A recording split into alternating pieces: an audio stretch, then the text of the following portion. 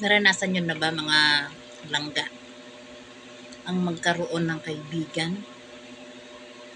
Nagkaroon kayo ng kaibigan 2 taon, 3 taon, 10 taon, dekada.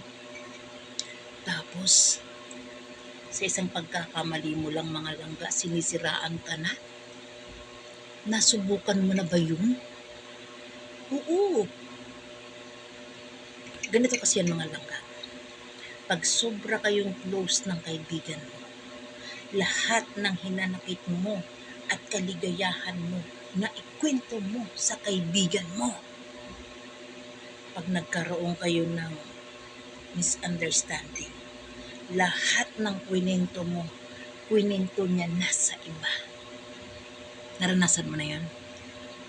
Tapos mga langga, pag naikwento ka na sa iba, natural maniniwala yung iba. Kakampihan nila yung naging kaibigan mo. Lahat sila galit na sa'yo. Naranasan mo ba yun? Oo. Mahirap magtiwala mga langga. Kahit kamag-anak mo pa. Oo. Ganon kasi ang buhay mga langga.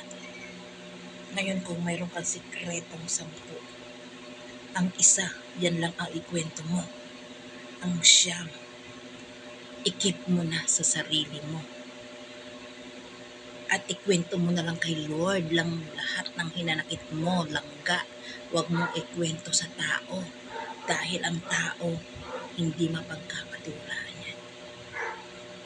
Oo, kay Lord mo lang ikwento ang lahat-lahat ng bagay sa buhay mo. Huwag sa kapwa mo. Ganon mga langga.